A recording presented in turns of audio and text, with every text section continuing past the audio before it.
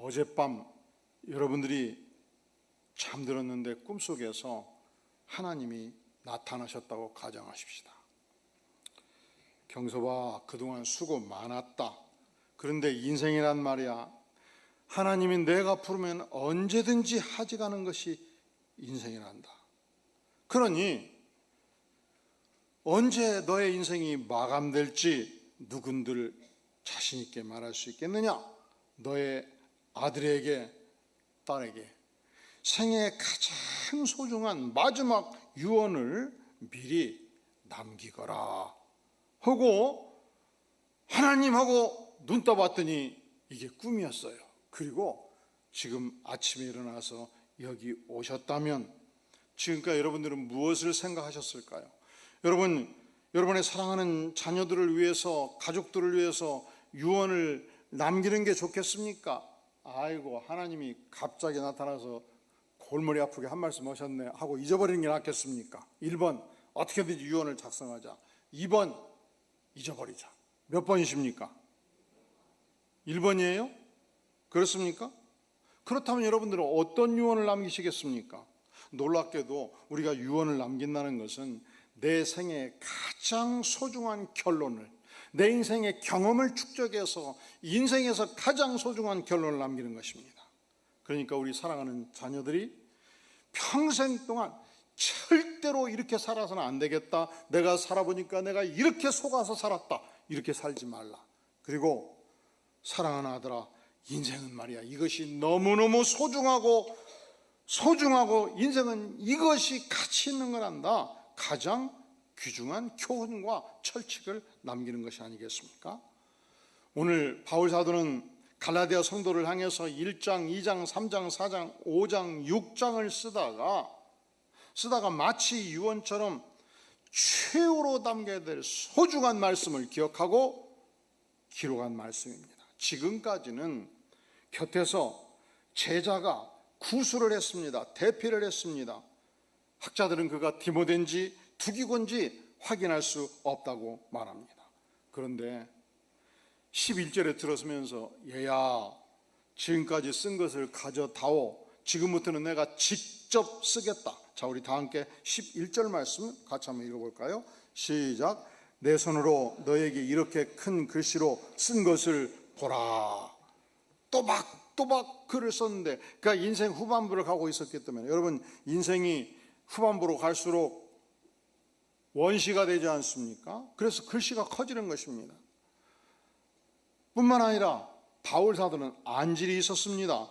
그러니까 직접 글을 쓰되 큰 글씨로 쓰기 시작한 것입니다. 이 글은, 지금부터 내가 직접 쓰는 이 글은 내 생에서 가장 소중한 하나님의 말씀이다. 갈라디아서의 마지막 결론이다. 그리고 나 바울 사도가 피 맺힌 당부의 말씀을 너희에게 드린도다. 이 심정으로 지금 이 본문의 말씀을 기록하고 있는 것입니다. 그러면 그는 무엇을 갈라디아 성도들에게 교훈하고 싶었는가? 12절 말씀 같이 읽겠습니다. 시작. 무릇 육체의 모양을 내려하는 자들이 억지로 너희에게 할례를 받게 하면 그들이 그리스도의 십자가로 말미암아 박해를 면하러 함뿐이라. 무릇 육체의 모양을 내려하는 자들이 그들에게 있었다는 것입니다. 그들은 유대 출신 그리스도인이었습니다. 그들은 정통파 유대인, 바리새파 유대인으로서 자랑스러워했습니다. 저들은 나면서부터 할례 받는 자들이었습니다. 13절에 보면 할례를 받는 그들이라도 스스로 율법을 지키지 아니하고 너희에게 할례를 받게 하려 하는 것은 그들이 너희의 무엇으로, 너희의 육체로 어떻게 자랑하려 함이라 기록하고 있지 않습니까? 우리는 이렇게 정통파 유대인이다. 우리는 이렇게 역사적으로 하나님을 섬겼던 훌륭한 하나님의 백성이다. 이것을 자랑하고자 했다는 것입니다. 우리가 고린도 전서를 보면 고린도 교인들 가운데 파벌이 있었습니다.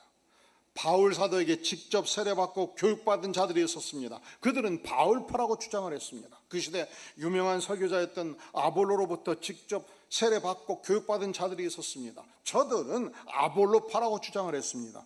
그랬더니 나머지 백성들이 너무 배가 아팠던 거예요. 아니, 우리는 바울파 아니고 아볼라파 아니고 예수를 직접 만난 예수파다. 예수님과 직접 교통한다. 예수파벌이 있었습니다. 그런데 오늘 바울 사도가 우리에게 주는 최고의 소중한 교훈이 무엇이냐?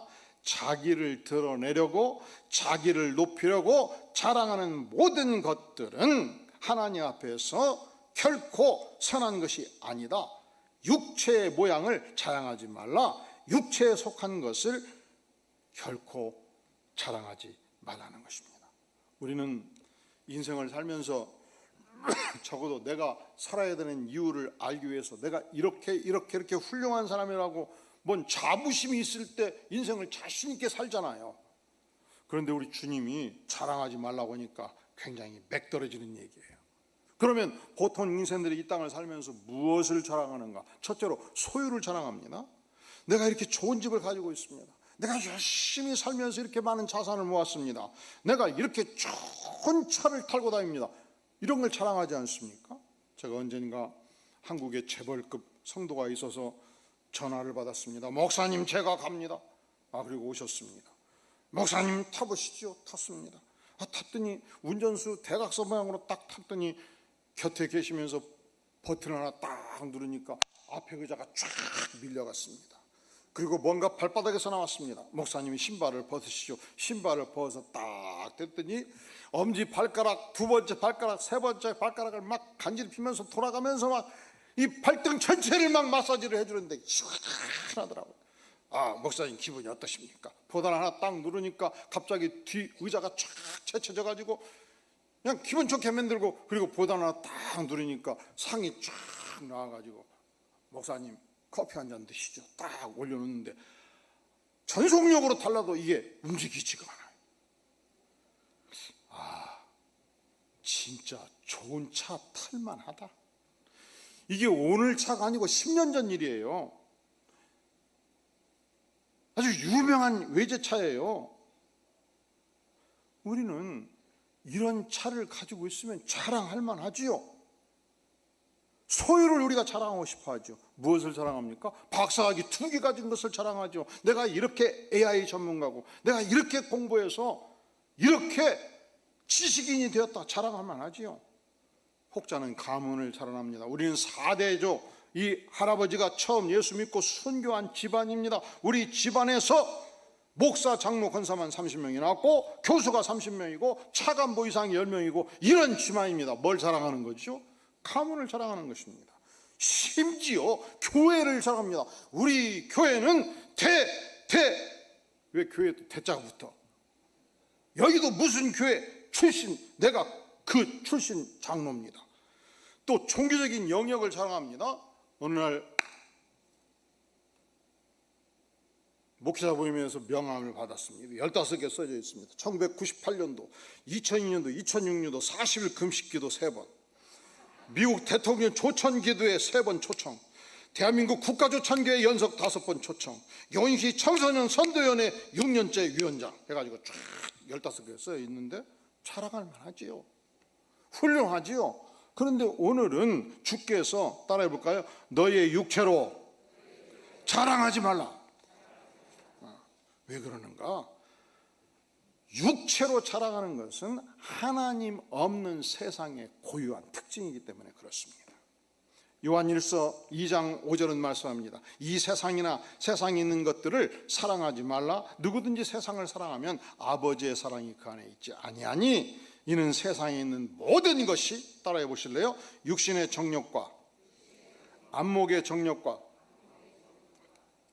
이생의 자랑이니 이는 다 아버지께로부터 온 것이 아니요 세상으로부터 온 것이라.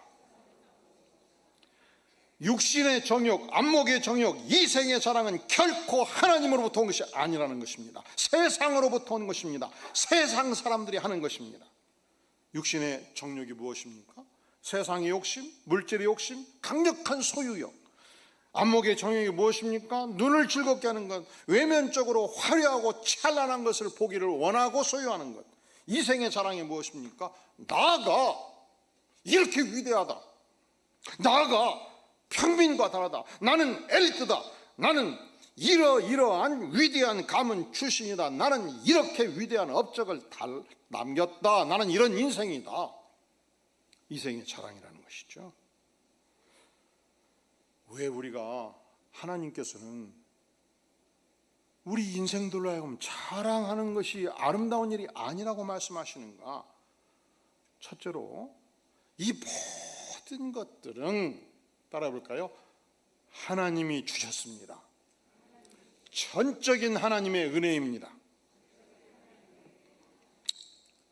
사업을 크게 해도요, 잘 생각해보고 기도해 보세요. 하나님이 좋은 부모 만나게 해주셔서 자산이 생긴 거고, 하나님이 건강 주셔서 사업하는 거고, 하나님이 사업할 수 있는 경영 능력을 주셔서 사업을 하는 거고, 그리고 출중한 사업의 능력을 가진 자 중에서 망한 사람들 많아요. 하나님이 좋은 사람 만나게 해 주셔서 여기까지 온 것 아닙니까? 그러니까 따라해볼까요? 전적인 하나님의 은혜입니다. 내가 박사학위가 2개가 됐으면 첫째로 하나님이 박사 받을 머리를 주신 거잖아요. 얼마나 감사합니까? 그 공부할 때까지 부모를 통해서건 장학금을 주는 독지가를 통해서건 공부할 수 있는 환경을 주신 거잖아요. 그 박사학위를 받도록 좋은 교수님을 만나게 해주신 거잖아요. 따라해볼까요? 전적인 하나님의 은혜입니다. 그리고 이 모든 것들은 하나님께서 수고했다, 이제 천국으로 올라오라 하면 다 하나님께 바치고 가요. 지식도 두뇌도 자산도 사업체도 물질도 모두 이 땅에 두고 간단 말이죠. 그러니까 현재 사는 동안 하나님께서 청지기로 나에게 맡겨주신 이 모든 것들은 따라해 보실까요? 전적인 하나님의 은혜입니다. 무엇을 자랑할 것인가? 선물로 주신 하나님을 자랑하는 것이죠. 무엇을 자랑할 것인가? 내 육체를 자랑하는 게 아니죠. 무엇을 자랑할 것인가? 건강 주신 하나님, 가문 주신 하나님, 지식 주신 하나님, 나로 하여금 거부가 되게 해주신 하나님의 은혜를 자랑해야 되지 않겠습니까?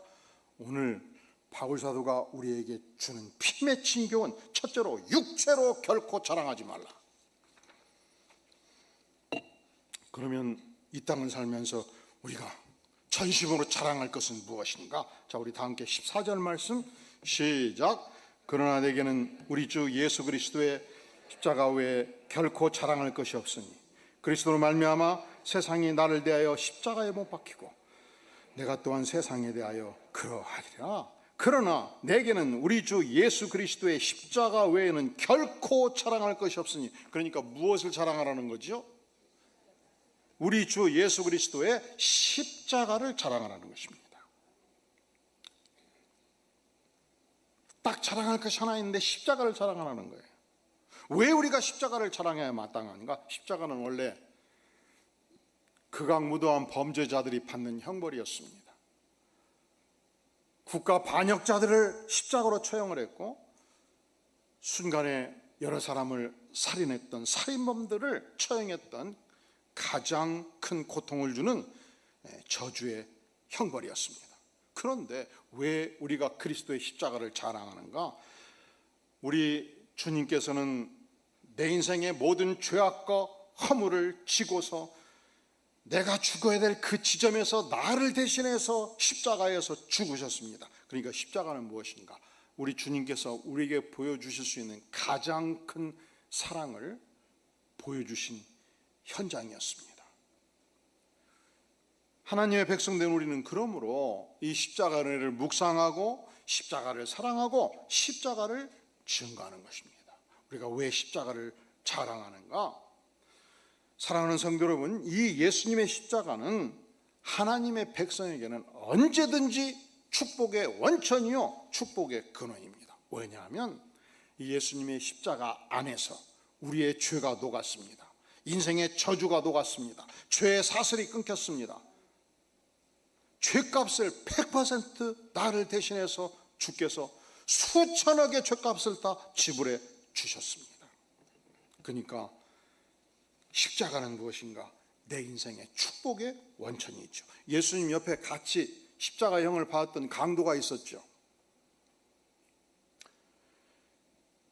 이 강도는 예컨대 50년을 살았다고 하십시다. 50년 평생을 살면서 개월수로 치면 600개월을 살면서 이제 마지막 하루 십자가에서 함께 못 박힌 예수님의 말씀, 예수님의 눈빛, 예수님의 표정을 보면서 깊은 감동을 받은 거예요. 회개한 거예요. 그리고 고백합니다. 예수여, 당신의 나라에 임하실 때 나를 기억하소서. 신앙 고백이죠. 그때 주께서 말씀하십니다. 내가 진실로 내게 이르노니 오늘 너가 나와 함께 낙원에 있으리라. 자, 묻겠습니다. 이 50평생을 살았다고 가정할 때 50평생 600개월을 살면서 이 강도에게 최대의 축복의 하루가 언젠가요?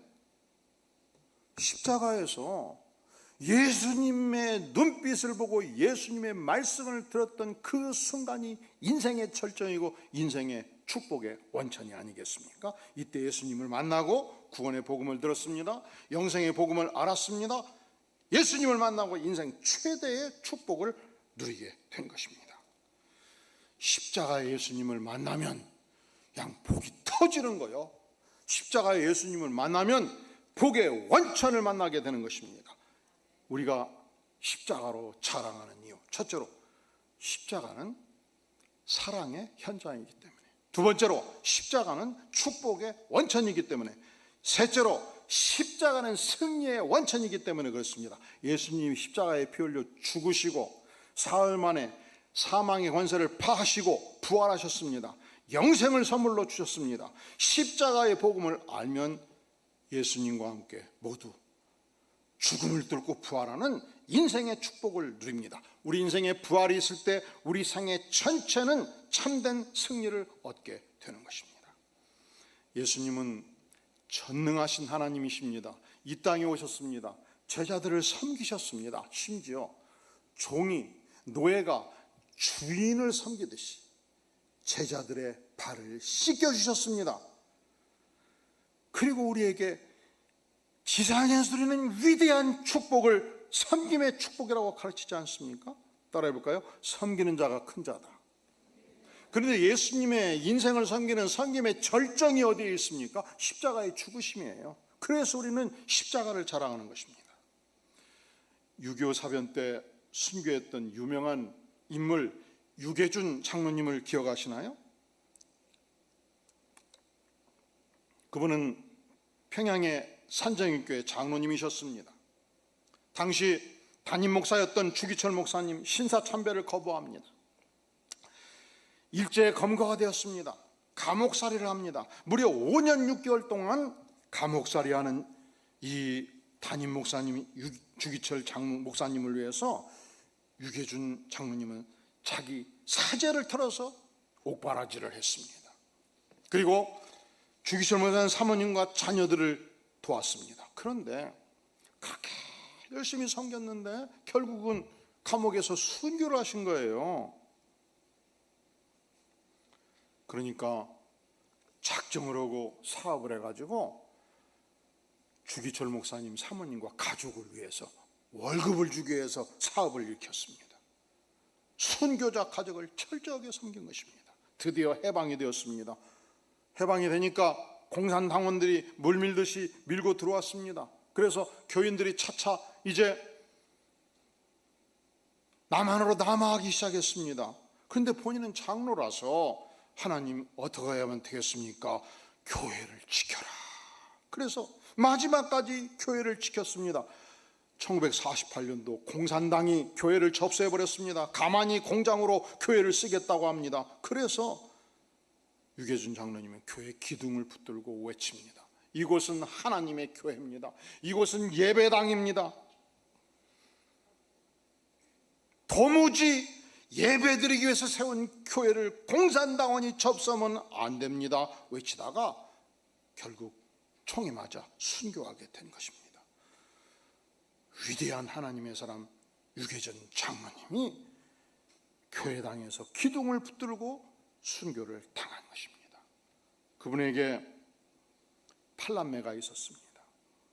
아버지를 잃고 자녀들이 간절히 기도를 했습니다. 우리 자녀들이 아버지를 대신해서 하나님의 영광을 나타나기를 구합니다 하고 남한으로 내려와서 철저하게 주님을 섬겼습니다. 모두 장로 권사가 되었습니다. 장남 유기원 장로 국립의료원 원장, 이남 유기영 장로 부산의대 교수, 삼남 유시천 장로 서울법대학장, 사남 유기천 장로 서울대 총장, 오남 유기진 장로 부산에서 장기려 박사와 함께 안과의사를 했고, 육남 미국에서 했고, 장녀 유기옥 권사 서울 누가의료원 원장을 했고, 차녀 유기순 권사 전 부총리 이한빈 씨 아내로서 숭실대 총장을 역임했습니다.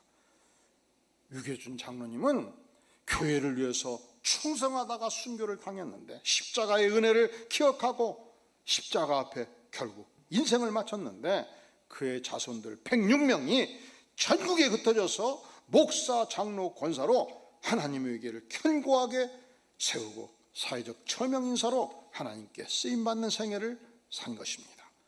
유계준 장로 한 사람이 십자가의 정신으로 충성했을 때, 신앙으로 무장했을 때 106명의 유족들을 축복하사 하나님의 교회로 사용하게, 교회의 기둥으로 사용하게 된 것입니다. 자, 우리는 무엇을 자랑할 것인가? 따라해 볼까요? 그리스도의 십자가를 자랑하자. 두 번째, 우리는 이 땅에서 무엇을 자랑할 것인가? 17절 말씀 같이 읽어볼까요? 시작. 이후로는 누구든지 나를 괴롭게 하지 말라. 내가 내 몸에 예수의 흔적을 지니고 있노라. 따라해 볼까요? 예수의 흔적.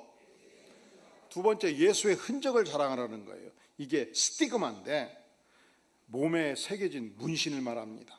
당시 노예들은 예를 들어서 A라는 귀족이 노예시장에서 1억을 주고서 노예를 하나 사오면 집안에 큰 집안을 상징하는 도장 문양이 있었습니다. 수여로 된 문양입니다. 이걸 달구어 가지고 어깨에 축 찍어요. 그러면 칙 타가지고 딱 문양이 새겨지는데 이게 바로 스티그마, 흔적이죠. 나는 A라는 귀족에게 속한 노예입니다. 이 흔적을 가진단 말이죠.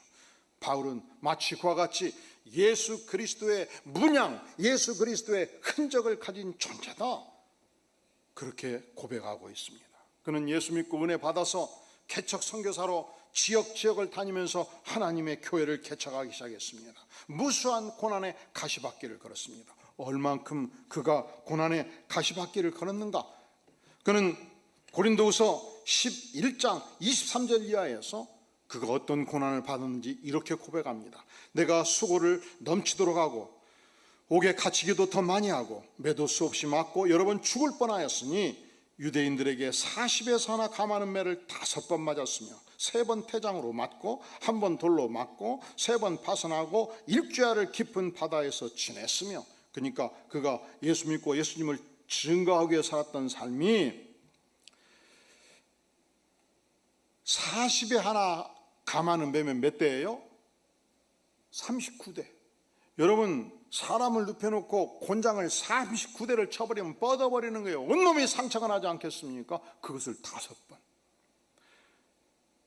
전도하기 위해서 배 타고 가다가 3번 파선하고 한 번은 일주야를 깊은 바다에서 생사를 오가는 고통이 있었고, 이 모든 예수님을 위해서 충성했던 고난의 세월이 자기 온몸에 문신으로 새겨져 있다. 내가 자랑할 것은 내 인생의 문신, 내 인생의 흔적, 내 인생의 스티그마라고 외치고 있는 것입니다.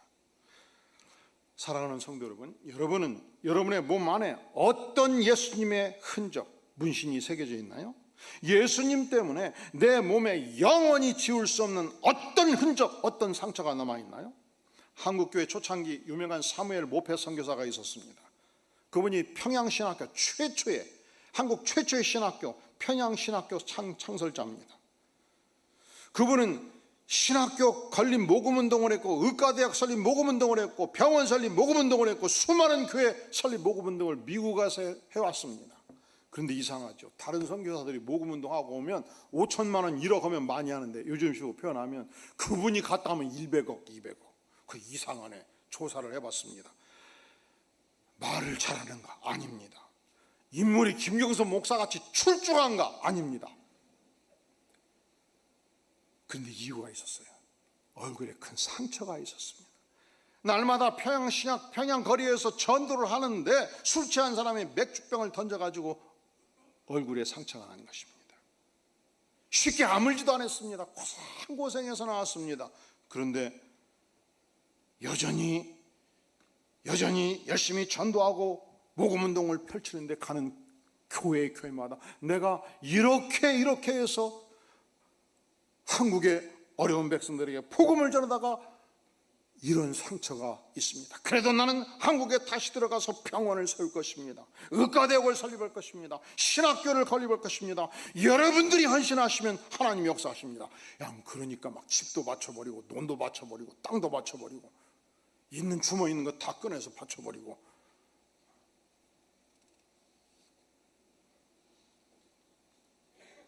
사랑하는 성도 여러분, 뜨거운 열정과 헌신이 있을 때만이 그리스도의 위대한 흔적이 우리 안에 박히는 것입니다. 바울 사도가 자기 생애를 바쳐가지고 선교사로 활동할 때 그 무수한 고난의 길을 가면서 머리끝부터 발끝까지 예수 그리스도의 흔적이 있었고 이 흔적을 자랑한다 말합니다.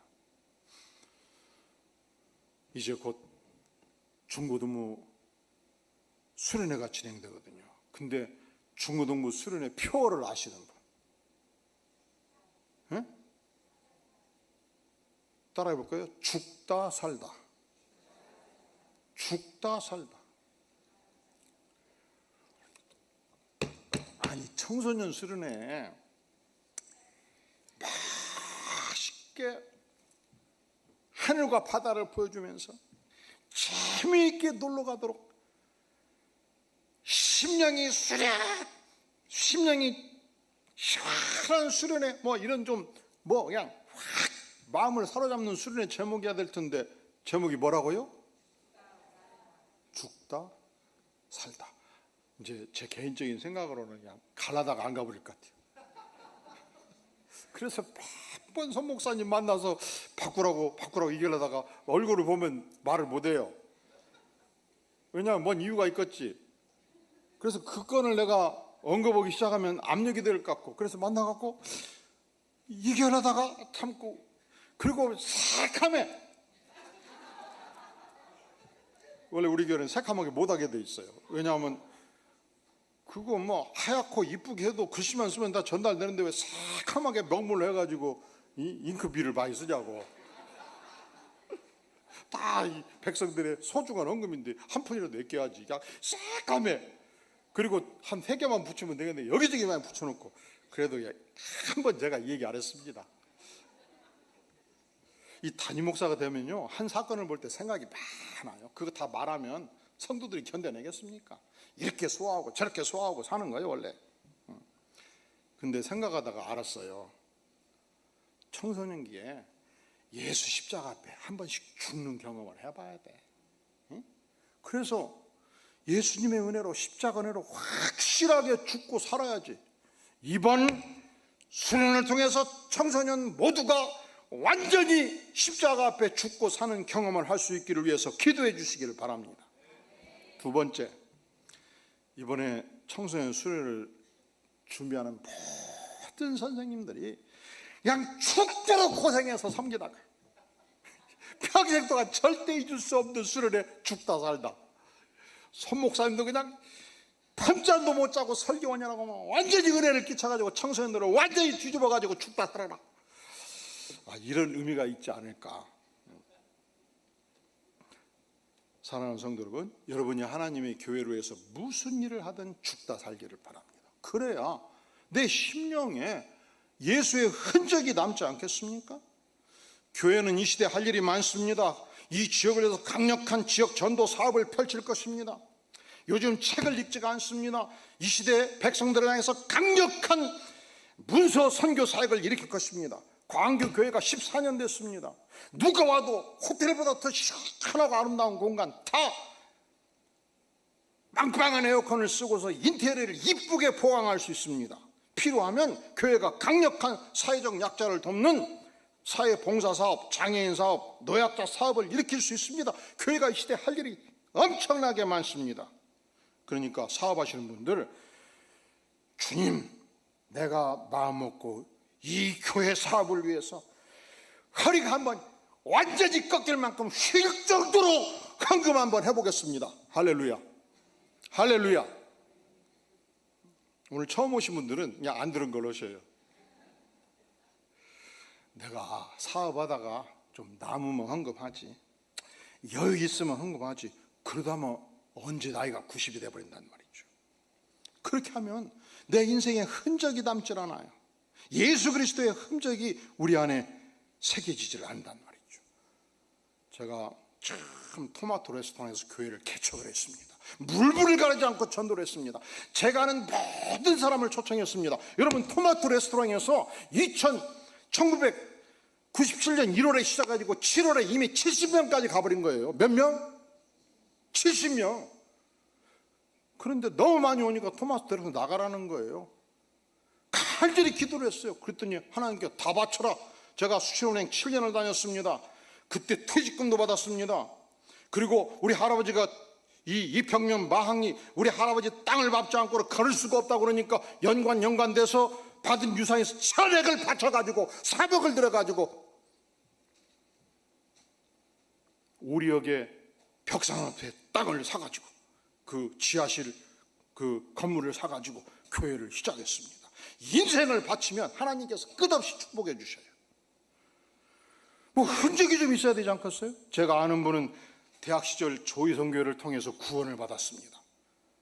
그런데 이 조희성교회가 건물이 없어가지고 몇 개월씩 빌려가지고 예배를 드리는 거예요. 그러다가 드디어 제기동에 부지를 사게 되었습니다. 건축운동이 일어났습니다. 근데 폐결핵이 걸렸거든요. 그때는 폐결핵이 걸리면 스트랩토마이신 막 한 주먹씩 먹어야 낫던 시대인데 하도 고생을 하니까 누가 소식을 듣고 돈을 준 거예요. 한 300만 원 계산되는지 모르겠어요. 그 돈을 눈 다 감고 제기동 조희성교회 건물을 위해서 바쳐버린 거예요. 이제 그러면 1년 나을 것이 이제 또 2년 3년 가는 거예요. 얼마나 고생을 했겠습니까? 매년 2년에 한 번씩 국가에서 정기금 받으러 가면 반드시 재검 나와. 폐결핵 그 흔적 때문에. 이 흔적이 무슨 흔적이에요? 따라해볼게요. 예수 그리스도의 흔적. 제가 아는 분은 대학 시절 예수 믿고 은혜를 받았습니다. 매일 전도를 했습니다. 그런데 친한 친구가 폐결핵에 걸렸습니다. 자취를 하는데 그 친구를 전도하기 위해서 그 집으로 들어가 버린 거예요. 자취비를 반절 감당하고 날마다 밥을 해준 거예요. 그래 가지고 폐결핵에 걸려버렸어요. 폐결핵에 걸려서 1년 2년 엄청 고생하고 돈을 많이 썼어요. 그리고 집안에서 미친놈이라고 낙인을 찍힌 거예요. 그런데 똑같이 매년 2년에 한 번씩 정기봉 받으면 가슴을 찍으면 반드시 재검이 나와. 이 재검이 뭔지 아세요? 폐결핵의 흔적. 이 재검이 뭔지 아세요? 따라해볼까요? 예수 그리스도의 흔적. 예수 그리스도의 스티그마. 사랑하는 성도 여러분, 우리가 인생을 살 때 하나님께서 우리에게 묻습니다. 나는 너를 위해서 죽기까지 했는데 너는 나를 위해서 어떤 예수 그리스도의 흔적을 남겼느냐? 이 흔적에 답변할 수 있기를 바랍니다. 최근 우리 교회를 보니까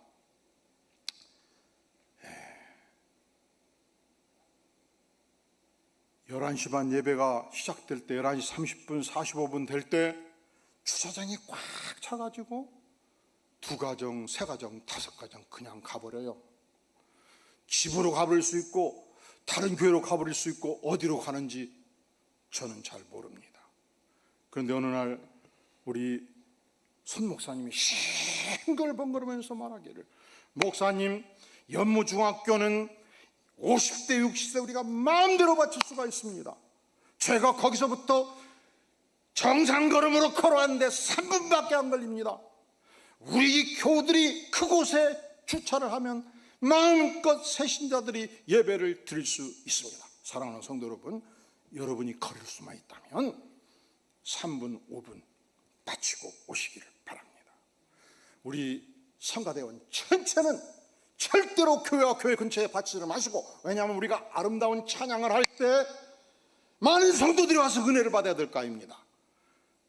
연무중앙교회 바치고, 그럴 수만 있으면 바치고 오셔서 수많은 성도들이 예배드리는 공간을 형성할 수 있다면 여러분의 발걸음은 예수 그리스도의 스티마가 될 것입니다. 머리 숙여 기도하겠습니다. 영광의 주님, 주께서 십자가에 죽으심으로 내 인생의 모든 죄를 사해 주시고 영생의 축복을 허락해 주시니 진실로 감사를 드립니다. 이 하나님 나라의 영광을 위해서 충성하기를 구하고, 그리하여 우리의 심장 안에, 우리의 육체 안에 예수 그리스도의 아름다운 흔적을, 스티그마를 소유하는 복된 백성 되게 하여 주시옵소서. 예수님의 이름으로 간절히 기도하옵나이다. 아멘.